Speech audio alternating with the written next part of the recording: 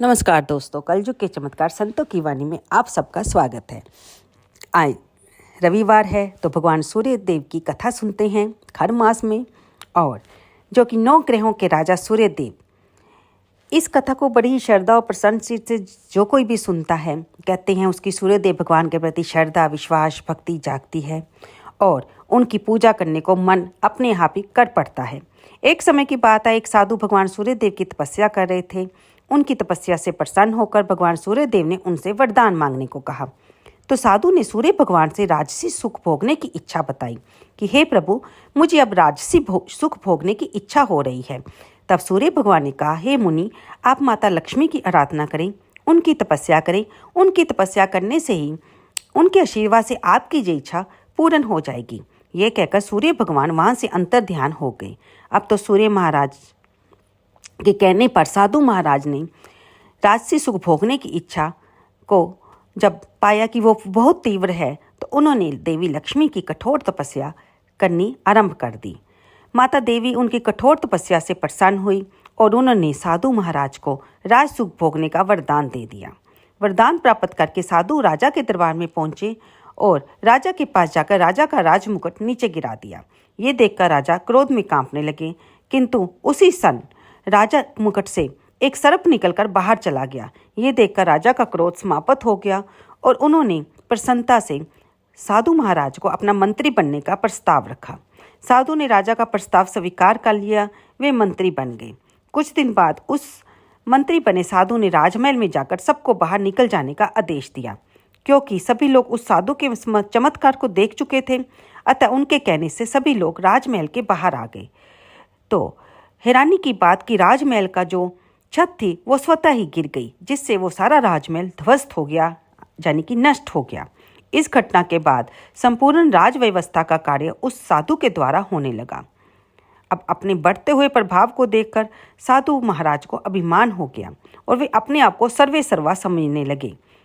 तो जानते ही आप, अभिमान करना, अहंकार करना, चाहे वो कोई भी जीव हो, कोई भी प्राणी कितने भी ऊंचे पद पर हो, उसका नाश भी होता है। चलते हैं आगे की कथा की ओर। अभिमानवश एक दिन साधु ने राजमहल के सामने स्थित गणेश जी की मूर्ति को भी वहां से हटवा दिया, क्योंकि उनकी दृष्टि में ये मूर्ति राजमहल के सौंदर्य को बिगाड़ रही थी, जो कि अब नया बनकर तैयार हुआ था। अब ये तो और भी बुरा हो गया, क्योंकि गणपति जी भगवान आप जानते हैं विघ्न विनाशक हैं।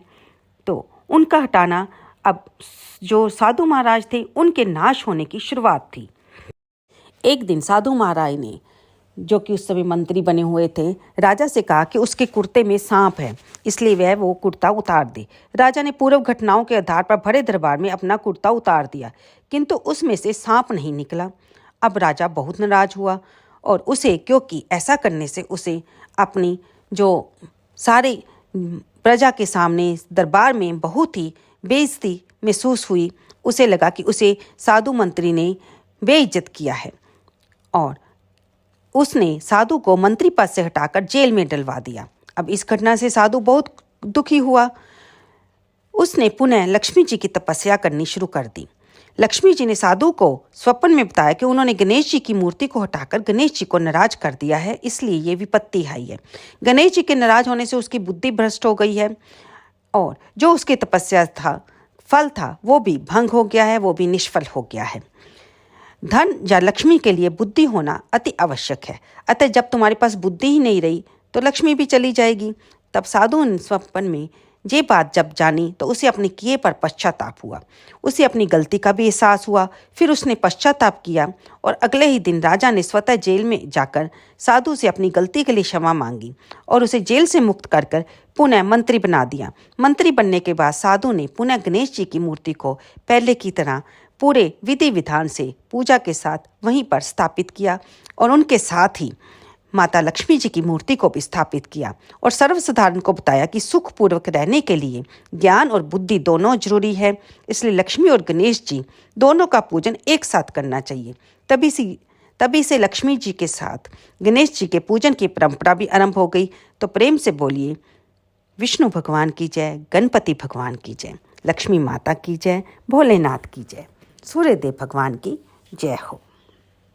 उम्मीद करती हूँ आपको ये वीडियो पसंद आई होगी। कृपया इसे लाइक करें, शेयर करें और कमेंट बॉक्स में जय सूर्यदेव देव भगवान लिखना बिल्कुल ना भूलें, क्योंकि ये सूर्यदेव भगवान ही थे जिन्होंने साधु महाराज जी को ये बुद्धि दी कि वे अगर राजसुख भोगना चाहते हैं तो माता लक्ष्मी की पूजा करें। और इस कथा के जरिए हमें ये भी पता चला कि माता लक्ष्मी अगर धन की देवी है तो गणपति जी बुद्धि के देवता हैं। अगर ये दोनों साथ साथ हो तभी हमारा सांसारिक जीवन बहुत ही अच्छे ढंग से चल सकता है। और ये पीछे से ज्ञान कौन दे रहे हैं? सूर्यदेव भगवान, जो कि पवन पुत्र हनुमान जी के भी गुरु हैं, आप जानते ही हैं। तो बोलिए सूर्यदेव भगवान की जय हो।